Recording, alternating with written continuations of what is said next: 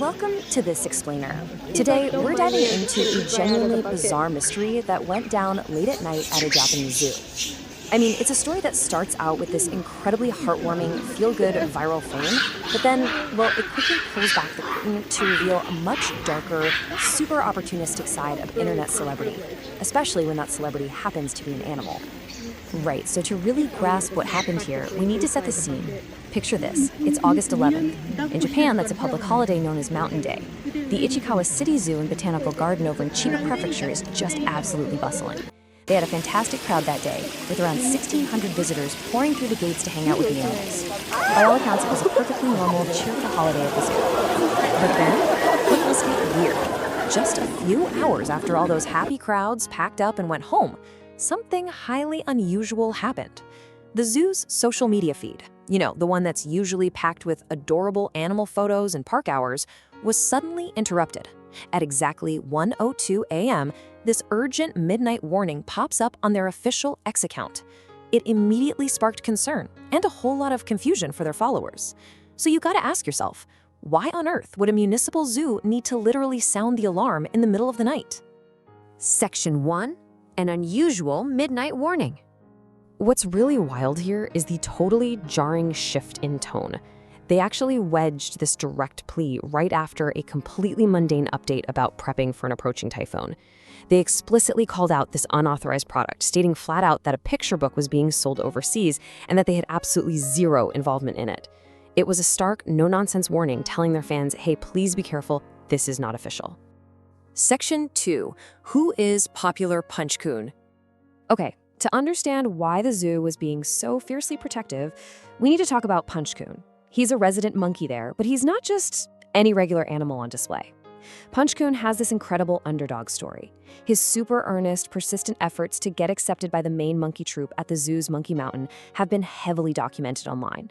Watching him work so hard to fit in has literally gone viral, deeply moving people all across the globe. He's become this incredibly beloved international figure.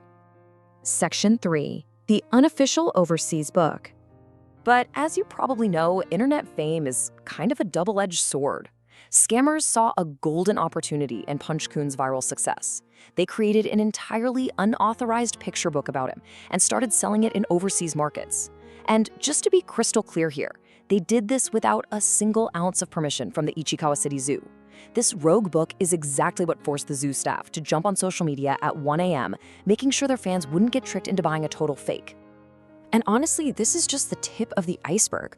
According to the sources, this fake picture book isn't some isolated incident. It's actually part of a persistent, ongoing headache for the zoo. These local municipal facilities are suddenly having to play defense against rampant IP theft because bad actors are constantly trying to make a quick buck off this monkey's global recognition. The zoo is basically forced to stay on high alert against unauthorized merch piggybacking on Punch-kun's hard-earned fame. Section 4. Fans' anger and zoo love.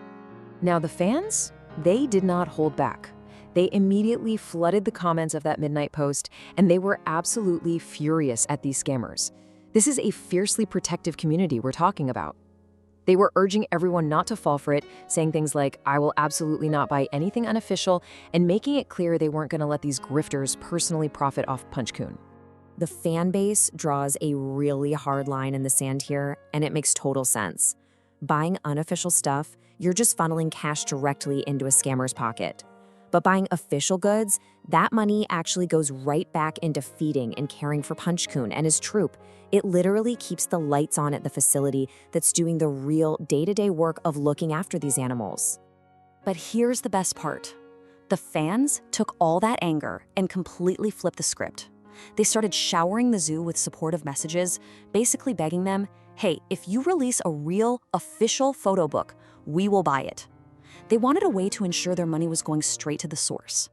It just goes to show that genuine love and support for an animal can absolutely drown out a scammer's greed. So as we wrap up this explainer, I want to leave you with something to chew on. It's so incredibly easy to just click buy when a cute piece of merch pops up in your feed, right? But the next time a viral animal steals your heart, ask yourself, how are you going to make sure your financial support actually reaches the animals and the hardworking people caring for them, instead of just lining the pockets of an opportunistic scammer? It is definitely something worth keeping in mind.